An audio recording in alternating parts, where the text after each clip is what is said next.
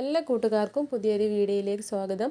നമ്മൾ ഇന്ന് ഉണ്ടാക്കാൻ പോകുന്നത് പപ്പായ കൊണ്ട് വളരെ എളുപ്പത്തിൽ ഉണ്ടാക്കാൻ പറ്റുന്ന ഒരു മസാല മെഴുക്ക് പുരട്ടിയാണ്.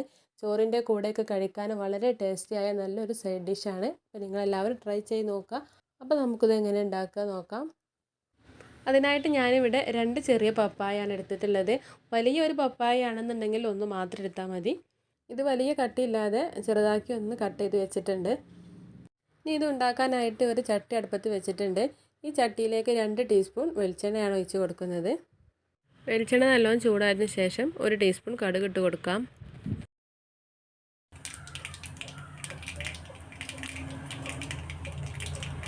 ഇനി ഇതിലേക്ക് വേണ്ടത് വെളുത്തുള്ളിയാണ്. അപ്പോൾ ഞാനിവിടെ 4 അല്ലി വെളുത്തുള്ളിയാണ് ഇട്ട് കൊടുക്കുന്നത്. നടുകെ കീറിയെടുത്തതാണ്.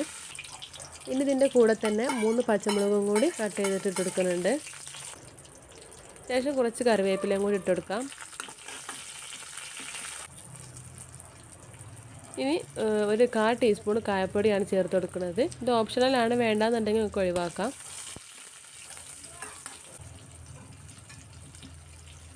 ഇത് നമ്മൾ കട്ട് ചെയ്ത് വെച്ചിട്ടുള്ള പപ്പായ ഇതിലേക്ക് ഇട്ട് കൊടുക്കാം. പപ്പായ ഇതേപോലെ കനം കുറച്ചിട്ട് നീളത്തിൽ കട്ട് ചെയ്തെടുത്തതാണ്. അതുകൂടി ചേർത്ത് കൊടുക്കാം.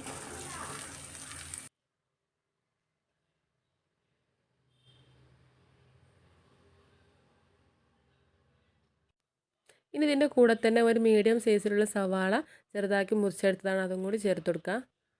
വലിയ സവാളയാണെന്നുണ്ടെങ്കിൽ ഒരു കഷ്ണം മാത്രം എടുത്താൽ മതി.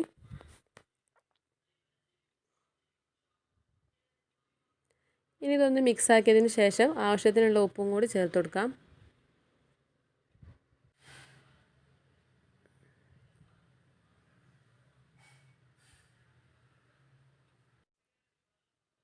ഇനി ഇത് 5 മിനിറ്റ് നേരം മൂടി വെച്ചിട്ട് മീഡിയം ഫ്ലെയിമിൽ വെച്ചിട്ടൊന്ന് വേവിച്ചെടുക്കാം.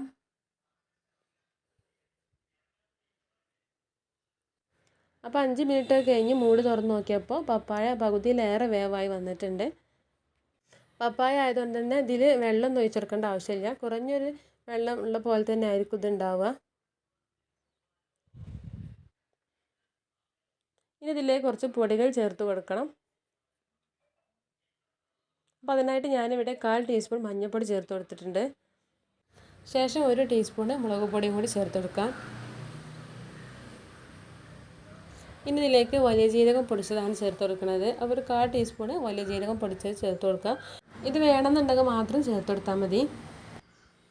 ഇനി ഇത് 1-2 മിനിറ്റ് നന്നായിട്ട് മിക്സ് ചെയ്ത് കൊടുക്കാം. പൊടികളൊക്കെ ചേർത്ത് കൊടുത്തതിന് ശേഷം പിന്നെ ലോ ഫ്ലെയിമിൽ വെച്ചിട്ട് വേണം കുക്ക് ചെയ്തെടുക്കാൻ.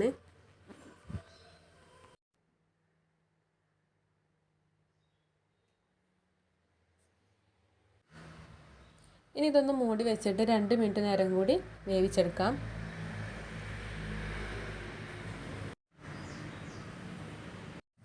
അപ്പോൾ 2 മിനിറ്റ് കഴിഞ്ഞ് മൂടി തുറന്ന് നോക്കിയപ്പോൾ നമ്മൾ പപ്പായൊക്കെ നല്ല വെന്ത് വന്നിട്ടുണ്ട്.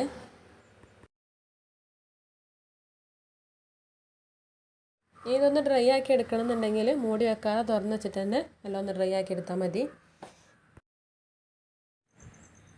അപ്പോൾ ഇത് ചൂടാറി കഴിഞ്ഞാലായിരിക്കും അധികം ടേസ്റ്റ് ഉണ്ടാവുക കഴിക്കാൻ. അപ്പോൾ നമ്മുടെ പപ്പായ മസാല മെഴുക്ക് പുരട്ടി ഇവിടെ റെഡി ആയിട്ടുണ്ട്. നിങ്ങളെല്ലാവരും ട്രൈ ചെയ്ത് നോക്കുക. ചോറിൻ്റെ കൂടെ കഴിക്കാൻ നല്ല ടേസ്റ്റ് ആയിട്ടുള്ളൊരു സൈഡ് ഡിഷാണ്. വീഡിയോ ഇഷ്ടപ്പെട്ടാൽ ലൈക്ക് ചെയ്യുക, ഷെയർ ചെയ്യുക, സബ്സ്ക്രൈബ് ചെയ്യുക. അടുത്ത വീഡിയോയുമായി വീണ്ടും കാണാം. താങ്ക്